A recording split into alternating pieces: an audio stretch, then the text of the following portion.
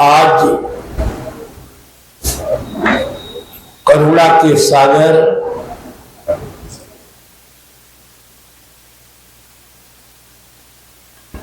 भगवान बुद्ध के जन्मदिन की पूर्व संध्या पर लोक शिक्षण अभियान ट्रस्ट द्वारा ज्ञानपीठ केंद्र के प्रांगण में यह कार्यक्रम शांति और सहानुभूति दिवस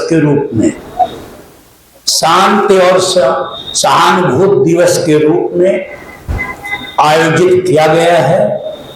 आज के कार्यक्रम के अध्यक्षता कर रहे हमारे गुरुदेव डॉक्टर विशनलाल गौड़ जी, आज के कार्यक्रम के मुख्य अतिथि प्रख्यात विद्वान प्रोफेसर राजेंद्र सिंह यादव जी,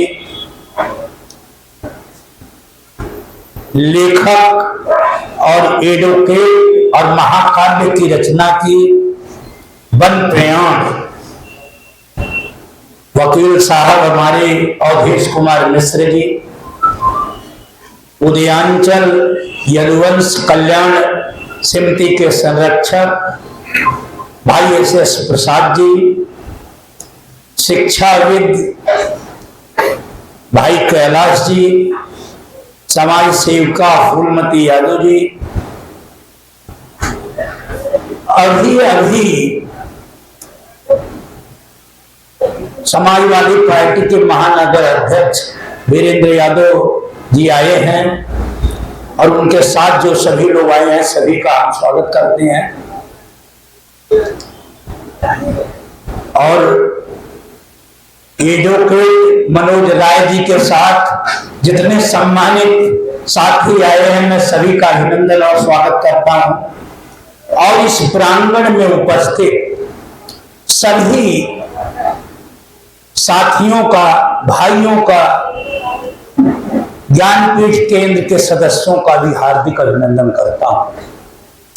मैं अभिनंदन करता हूं मातृशक्ति का, जो यहां इस कार्यक्रम में आकर कार्यक्रम को सफल बना रहे हैं और लगातार ज्ञानपीठ केंद्र पर सफल संचालन करते हैं श्रमिक नेता अनिल मिश्र जी, आपका भी मैं हार्दिक अभिनंदन करता हूं।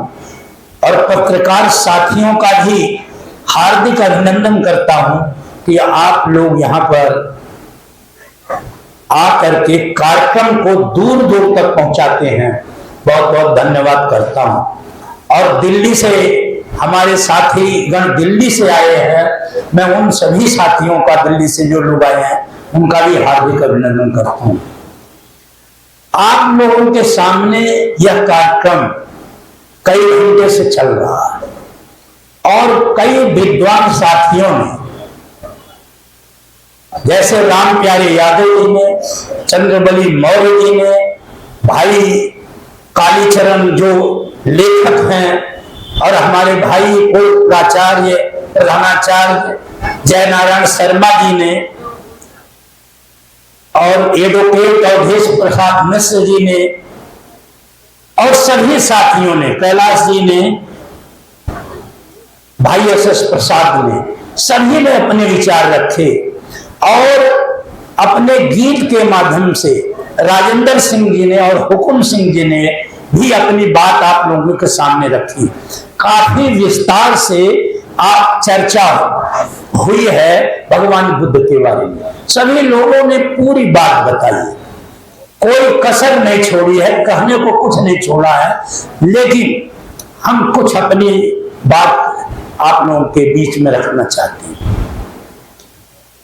भगवान बुद्ध ने जिस दर्शन को दिया, वह दर्शन जब समाज गर्भित अवस्था में था,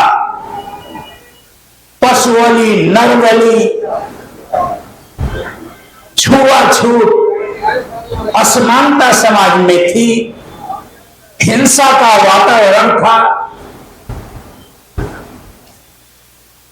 यहां पर पाखंड चरम सीमा पर था, झूठ और लूट का साम्राज्य था।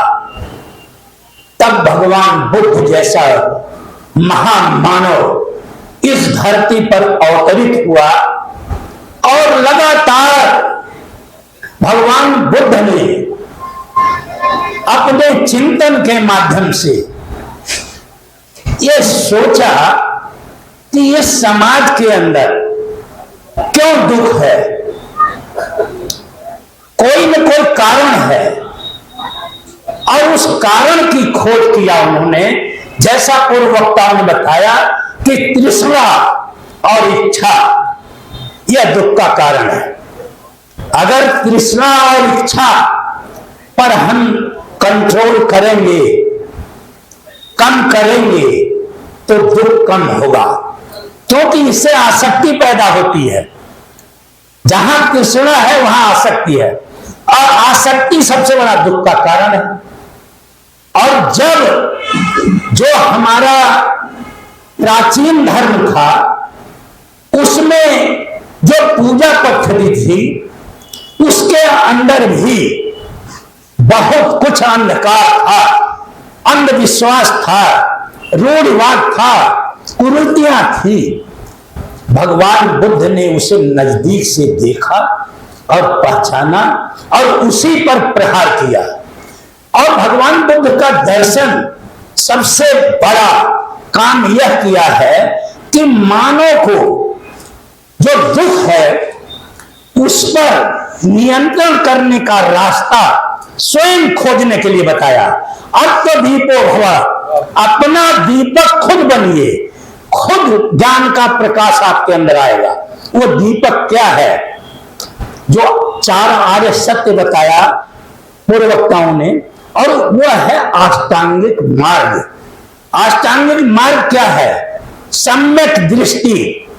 आप किसी चीज को देखिए और निर्णय कीजिए कि हमारे मन में कोई गलत विकार तो नहीं है। सम्यक दृष्टि, सम्यक वाणी, ऐसी वाणी बोलिए जिससे किसी को कोई कष्ट न हो। सम्यक आजीविका, ऐसी आजीविका चलाइए, ऐसा काम करिए ऐसी कि आप किसी को कष्ट न पड़े, किसी का धन हरण न कीजिए, किसी को और अपना काम करिए, सम्यक करिए। मध्यम मार्ग की बात है ये सब। उन्होंने मध्यम मार्ग की बात की। उन्होंने ऐसा कोई कठोर बात नहीं कही, केवल आपको नियंत्रण, आस्ते चोरी मत करिए, लूट मत करिए, ये बताया भगवान बुद्ध ने। और आज क्या हो रहा? आज हम जो भगवान बुद्ध का रास्ता है उसे छोड़ दिए। जब यह संसार भगवान बुद्ध का रास्ता छोड़ दिया तो, क्योंकि इसमें बहुत है, सम्यक समाधि है, सम्यक कर्म है, सम्यक व्यायाम है, मतलब सम्यक स्मृति है, तब समाधि लाश अंतिम चरण समाधि का है। और समाधि में ही जब आदमी समाधि में होता है तभी आनंद की अनुभूति होती है। जब वो इच्छाओं पर नियंत्रण कर लेगा। ये दर्शन का विषय है, गुरुदेव को बहुत ज्यादा इसके बारे में ज्ञान है। लेकिन मेरा यह कहना है कि जब हम आज इतने पढ़े लिखे हो गए, इतना समाज आगे बढ़ गया, हमारे अंदर भौतिक सुखों का अंबार लगा हुआ है, उसके बाद हम अशांत क्यों हैं? हमें शांति क्यों नहीं है? उसका मूल कारण है कि हमें लालच है। हम दूसरों को कष्ट पहुंचाकर अपना काम निकालना चाहते हैं। आज स्थिति इस देश के अंदर और पूरे विश्व में ऐसी बनी हुई है। क्यों अशांति है? अब तक पूरे विश्व में द्वितीय विश्व युद्ध के बाद 1 करोड़ से ज्यादा लोगों की जान चली गई है, और 2024 में ही कम से कम 50,000 से ज्यादा लोगों की जान चली गई है। हम इतने आगे बढ़े हुए हैं, इतना भौतिक सुख हमें प्राप्त हो चुका है, इतना हम उन्नति कर चुके हैं, उसके बाद भी हम अशांत क्यों हैं? तो भगवान बुद्ध का जो दर्शन है वह मानव को स्वयं आनंद की अनुभूति कराता, सही मार्ग पर चलकर, सत्य मार्ग पर चलकर, अहिंसा पर चलकर, ईमानदारी से रहकर। यह दर्शन बिल्कुल अलग है। दो दर्शन है, एक अनात्म दर्शन है, एक आत्म दर्शन है। आत्म दर्शन के कई ऋषि हैं, अनात्म दर्शन के महावीर स्वामी और भगवान बुद्ध, और सबसे ज्यादा अगर कोई महत्वपूर्ण है अनात्म दर्शन का तो भगवान बुद्ध है। महावीर स्वामी कहीं न कहीं भटक गए हैं, लेकिन बुद्ध दृढ़ है कि इस दुनिया में आप किसी देवी देवता के भरोसे आप काम नहीं कर पाएंगे। आपका कोई देवी देवता, कोई भगवान आपका कल्याण नहीं करेगा। आपको स्वयं मेहनत करना पड़ेगा, स्वयं लगन और अनुशासन से काम करना पड़ेगा, तभी आपके कार्य सफल होंगे और तभी आप अपने को प्रतिष्ठापित करके समाज में आनंद की अनुभूति कर सकते हैं। लेकिन आज स्थिति क्या है? सब केवल छिपी नहीं है। इस देश के अंदर जो पढ़े लिखे लोग हैं वो लूट और झूठ निर्लज्जता पूर्वक कर रहे हैं। कहीं कोई संकोच उन्हें नहीं है, न उन्हें किसी भगवान बुद्ध के दर्शन से मतलब है, न सनातन दर्शन से भी मतलब है। सनातन में ही कौन सा है कि आप लूट करिए, चोरी करिए? कोई ऐसा धर्म नहीं है दुनिया में जो ये कहता हो कि आप लोगों को कष्ट दीजिए। लेकिन हमारी स्थिति बनना तो हम चाहते हैं विश्व गुरु, लेकिन विश्व क्या चेला बनने की हमारी जो हमारा ध्यान है वो विश्व के चेला बनने का नहीं है। क्योंकि इस देश के अंदर इतनी असमानता है, इतना विषमता है, जाति है, धर्म है, भाषा है, नस्ल है। यहाँ नफरत और असहिष्णुता का वातावरण बनाया जा रहा है। लोगों को 100 करोड़ से ज्यादा लोगों को 5 किलो राशन दिया जा रहा है। भारत प्रसन्नता रिपोर्ट में 147 देशों में 118वें स्थान पर है। आपसे नेपाल अच्छा है, नेपाल की स्थिति ठीक है आपसे। ये छोटा सा देश है, हम कहां खड़े हैं? शिक्षा के क्षेत्र में हम बहुत पीछे हैं। जब हर चीज में हम पीछे हैं और भगवान बुद्ध ने कहा कि आपको अत्तदीपो भवा, तो उस सिद्धांत पर क्यों नहीं चल रहे हैं? आज पूरा विश्व जो बारूद के ढेर पर है वो भगवान बुद्ध के विचार से ही बच सकता है। पूरा व्यक्ति और समाज बच सकता है। यहां पर कार्यक्रम इसीलिए रखा जाता है कि लोगों को, हमें अच्छी बातों को प्रचारित और प्रसारित करना है। लोगों को बताना है कि हमारी जितनी ताकत है उस ताकत का प्रयोग करके हमें सही आचरण और सही दिशा में लोगों को ले जाना है। क्योंकि राजनीति की स्थिति बहुत बदली हुई है। यहां पर इतनी असमानता है कि गरीब बहुत गरीब होता चला जा रहा है और अमीर बहुत अमीर होता जा रहा है। बीच का आदमी हमेशा पिसता हुआ चला जा रहा है। तो ये बड़ा लंबा विषय है। आज हम भगवान बुद्ध के लिए यहाँ पर आए हैं क्योंकि धार्मिक पाखंड फैलाया जा रहा है। धार्मिक पाखंड के कारण जो बच्चों को शिक्षा लेना चाहिए वो शिक्षा नहीं मिल पा रही है। बेरोजगारी की ये हालत है कि 83% ग्रेजुएट इंजीनियर बेरोजगार है और 50% MBA के लोगों को रोजगार नहीं है। पूरा देश बेरोजगारी से ग्रस्त है।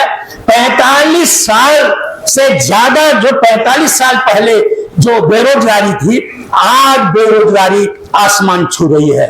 नौजवान त्राय त्राय कर रहा है, उसको कहीं नौकरी नहीं मिल रही है और सिलेंडर का दाम रोज बढ़ रहा। 50 रुपए कल ही बढ़ा दिया सिलेंडर का दाम। तो यहाँ स्थिति बहुत गंभीर है। हम लोगों को सोचना चाहिए। हम भगवान बुद्ध को भी पढ़ते हैं, महावीर को भी पढ़ते हैं, हम गुरु नानक देव और कबीर को भी पढ़ते हैं, लेकिन जब असली लोकतंत्र का काम आता है तो हम विचार ही नहीं करते। हम लोकतांत्रिक ताकत को मजबूत नहीं करते और जब तक संविधान और लोकतांत्रिक ताकतें मजबूत नहीं होंगी, जब तक रास्ता आपको मिल नहीं सकता, तो आप सही दिशा में जा ही नहीं सकते। आप अगर गलत दिशा में जा रहे हैं उन घोर पूंजीवादी व्यवस्था वालों के समर्थक हो रहे हैं, और आधी से ज्यादा जनता और नौजवान अगर धार्मिक पाखंड में लगे हुए हैं और झंडा उठाए घूम रहे हैं, उन्हें पता नहीं, उद्देश्य ही नहीं कि हम क्यों ये काम कर रहे हैं, उन्हें ये मालूम ही नहीं है, ना हम मालूम होने देना चाहते, उन्हें हम अशिक्षित रखना चाहते हैं, बेपढ़े लिखे रखना चाहते हैं, कि जिससे ये सत्ता से प्रश्न न पूछें जो सैकड़ों साल पहले उनके विचार में था, उसी विचार को आज भी लागू करना चाहते हैं। तो हम लोगों को सावधान रहने की जरूरत है।